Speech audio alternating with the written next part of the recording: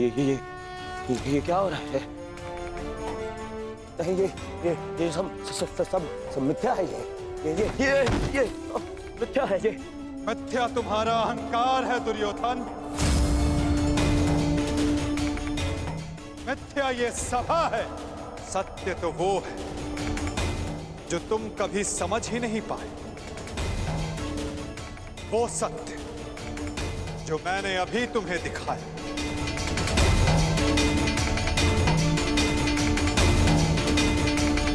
सत्य केवल मैं हूं दुर्योधन, शेष सब मिथ्या।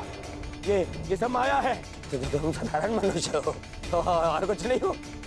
आश्चर्य है, परंतु इसमें तुम्हारा क्या दोष? जब मनुष्य में अहंकार, तो वो सत्य केवल आकार से पहचानता है। तो आकार देखो दुर्योधन।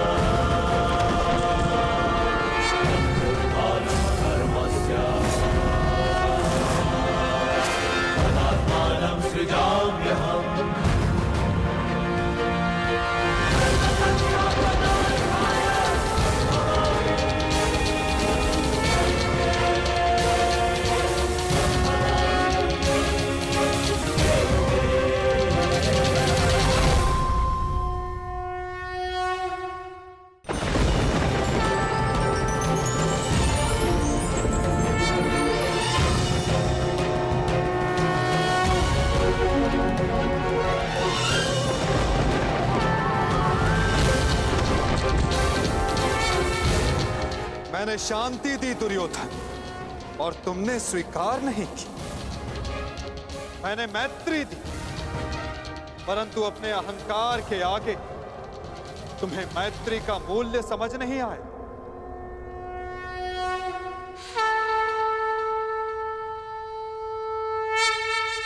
मैं प्रेम लाया था, परंतु तुमने युद्ध मांगा दुर्योधन। तो सुनो, अब युद्ध होगा।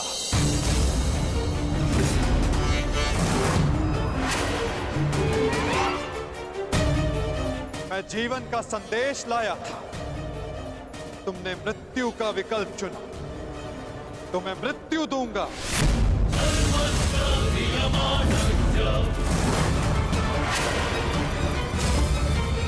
तुम्हें अनुमान नहीं दुर्योधन कि यह युद्ध कितना भयंकर होगा। महासंहार होगा।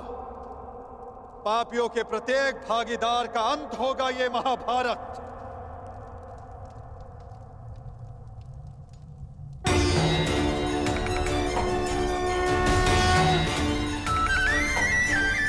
श्री कृष्ण गोविंद हरे मुरारी, हे नाथ नारायण वासुदेवा।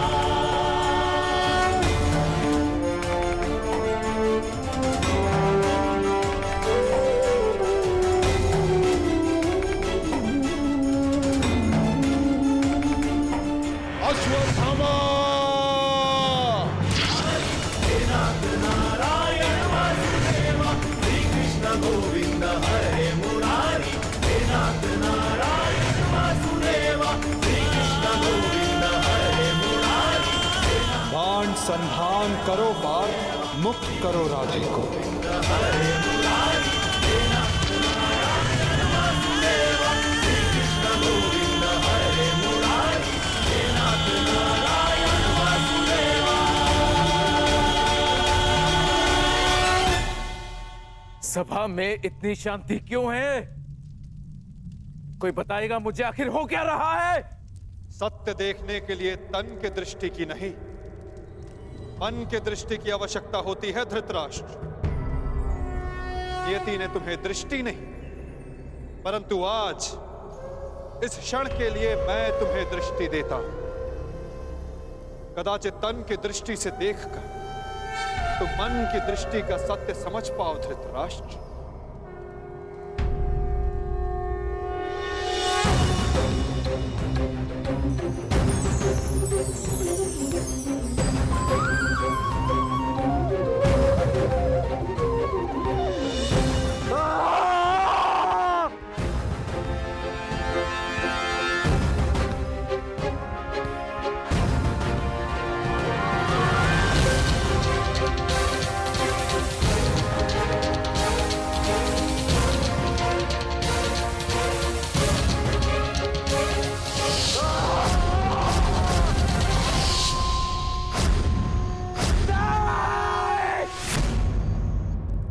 नहीं चाहिए ये दृष्टि मुझे। वापस ले लो। ये क्या अनर्थ दिखा दिया मुझे। वासुदेव, ले लो, वापस ले लो।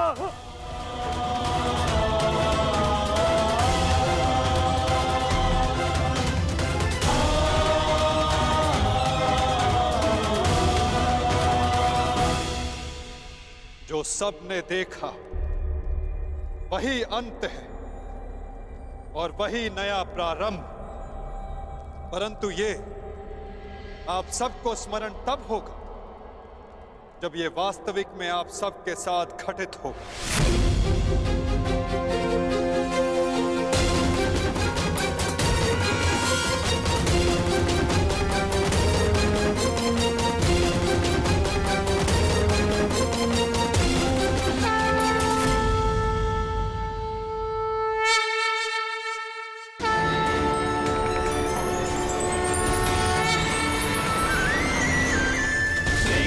गोविंद हरे मुरारी हे नाथ नारायण वासुदेवा।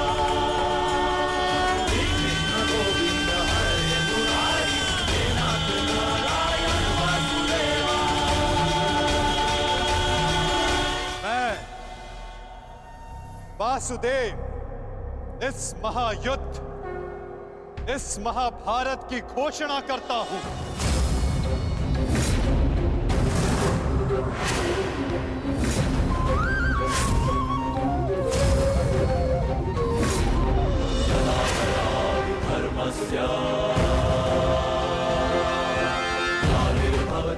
स्मरण रखना दुर्योधन, तुम्हारे इस अभिमान के साथ साथ तुम भी इस धरा पर ऐसे गिरोगे कि कभी उठ नहीं पाओगे। इस महाहिंसा, इस महाविनाश के उत्तरदायित्व का बोझ तुम अपने साथ दूसरे लोक लेकर जाओगे दुर्योधन।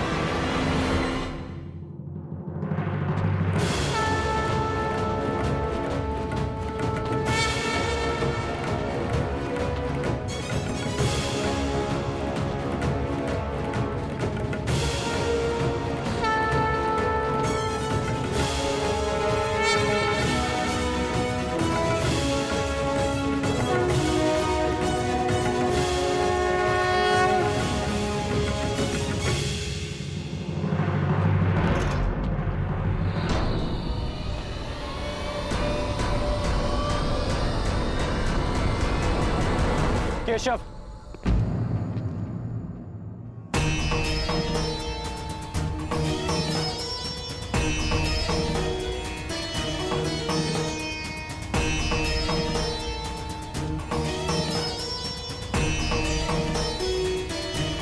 मुझे सदा से भान था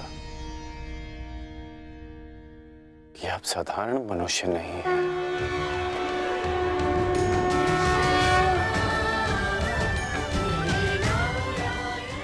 परंतु आज जो मैंने देखा उसके पश्चात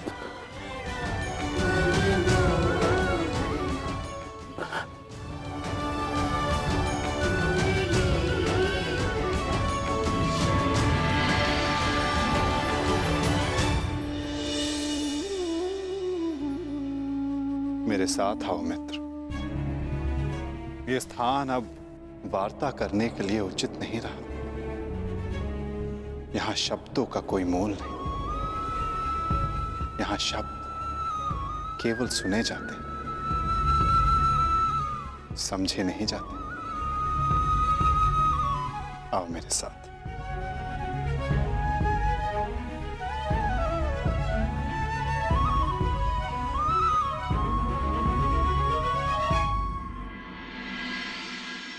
केशव,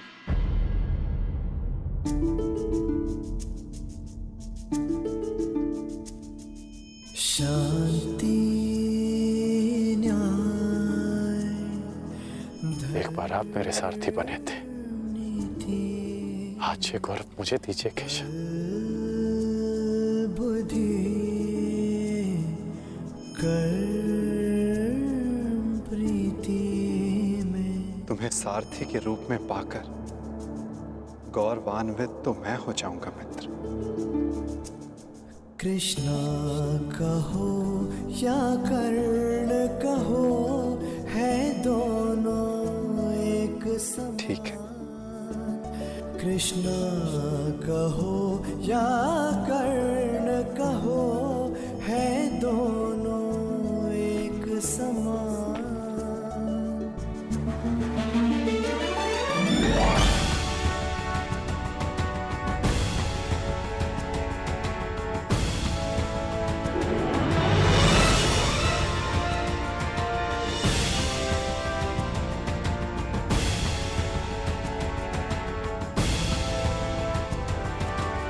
कह दो मित्र, जो कुछ भी तुम्हारे मन में।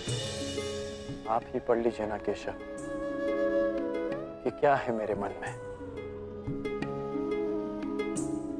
मैं तुम्हारा मन पढ़ सकता हूं मित्र, परंतु जैसे कि मैंने पहले भी कहा था, मुझे तुम्हारे मुख से सुनना अच्छा लगता है।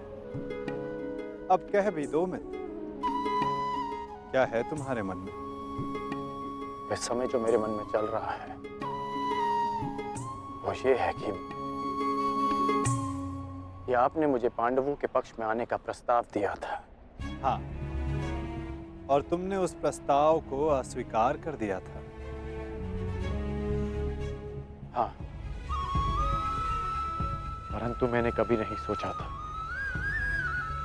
कि मेरा ये निर्णय मुझे आपके विपक्ष में खड़ा कर देगा केशव। आपको तो युद्ध का परिणाम पता है ना केशव। किसी अनहोनी के होने से पहले उसका ज्ञात हो जाना, क्या वो आपको पीड़ा नहीं देता केशव? मनुष्य संतोष से इसलिए जीता है क्योंकि वो नहीं जानता कि अगले पल क्या होने वाला है। वो नहीं जानता कि वो जीवित रहेगा या वो मर जाएगा। परंतु यदि उसे ज्ञात हो जाए कि अगले पल क्या होगा या वो कब मर जाएगा, तो आपको नहीं लगता कि उसके आने वाले पल भय और चिंता में बीतेंगे?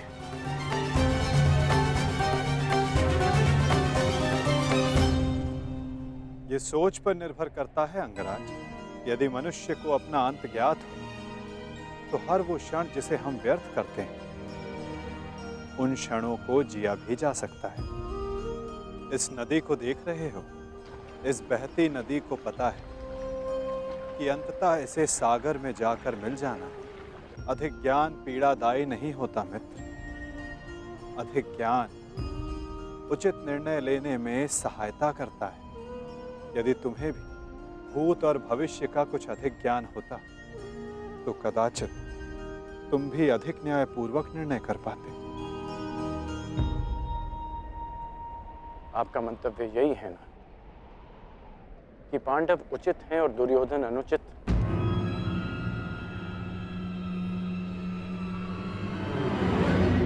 क्षमा कीजिएगा, परंतु मैं आपकी इस बात से सहमत नहीं हूं।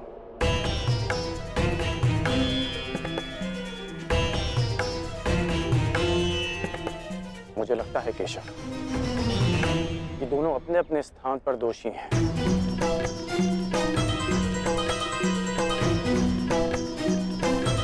और इसी कारण से दोनों अपनी अपनी दृष्टि में निर्दोष और सही हैं। यदि दोनों ही दोषी हैं, तो तुम निष्पक्ष क्यों नहीं हो जाते मित्र? क्योंकि मुझे लगता है कि दुर्योधन युधिष्ठिर से कहीं अधिक सक्षम शासक सिद्ध होगा। इतने अधर्म करने के पश्चात भी? हाँ, क्योंकि वो युधिष्ठिर की भांति धर्मराज होने का ढोंग नहीं करता। आप ही बताइए केशव, कि जिसने स्वयं की पत्नी को दांव पर लगा दिया हो, जिसने द्यूत के कुचक्र से निकलकर स्वयं को द्यूत में फिर से फंसा लिया हो, वो कैसा धर्मराज?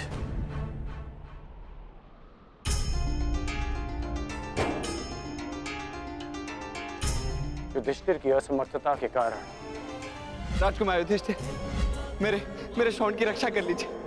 मेरा अनुज क्यों मृत्यु की भेंट चढ़ गया?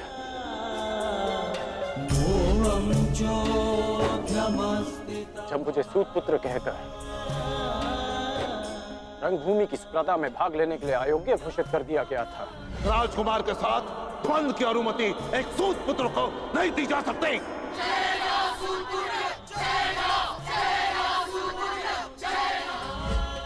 तब भी धर्मराज का धर्म मौन था। ऐसे में दुर्योधन ने मेरा हाथ थामा, जिसे आप अधर्मी कहते हैं। आज मैं अंगराज हूं, परिवर्तन के लिए खड़ा हूं, वो केवल दुर्योधन के कारण केशव। मैंने कहा था ना, यदि तुम्हें तनिक अधिक ज्ञान होता तो तुम उचित निर्णय ले पाते मित्र।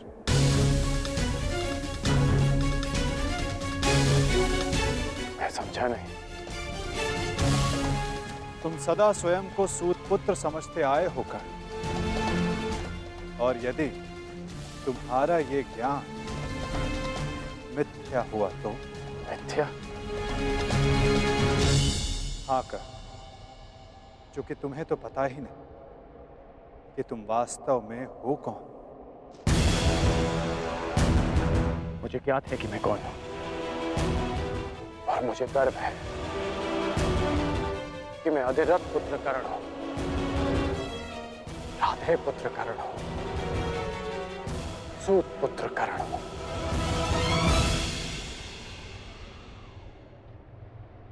तुम राधे नहीं हो अंगराज, तुम अधिरथ पुत्र नहीं, तुम सूत पुत्र नहीं।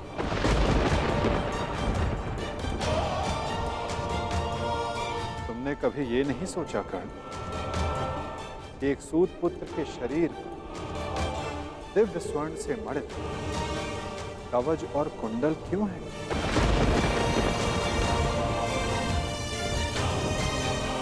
तुम्हारे मन में यह प्रश्न कभी नहीं उठा कि एक साधारण से सारथी के पुत्र के पास ये कवच और कुंडल क्यों है?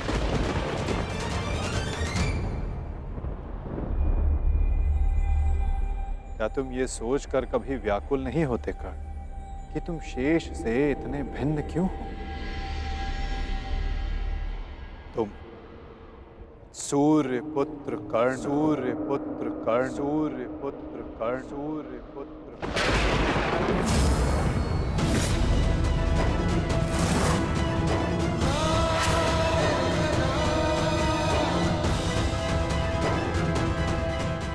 स्वयं सूर्य नारायण के अंश हो तुम कर्ण।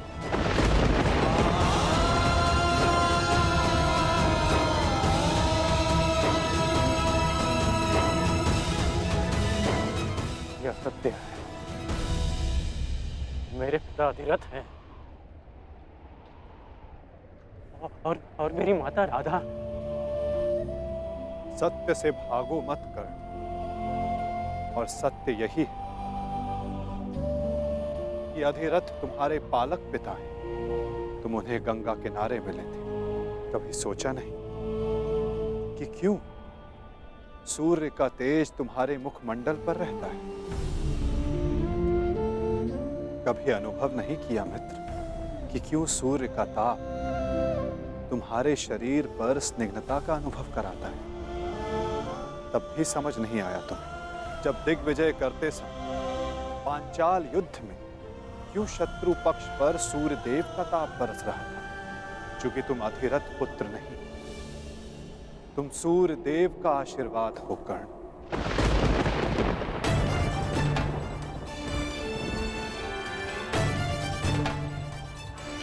यदि मैं पिताश्री को गंगा किनारे मिला था तो मेरी माता को कर्ण, अपनी माता से बहुत पहले से भेंट करते आ रहे हो तुम कर्ण। चूंकि रक्त सदा रक्त का सम्मान करता है।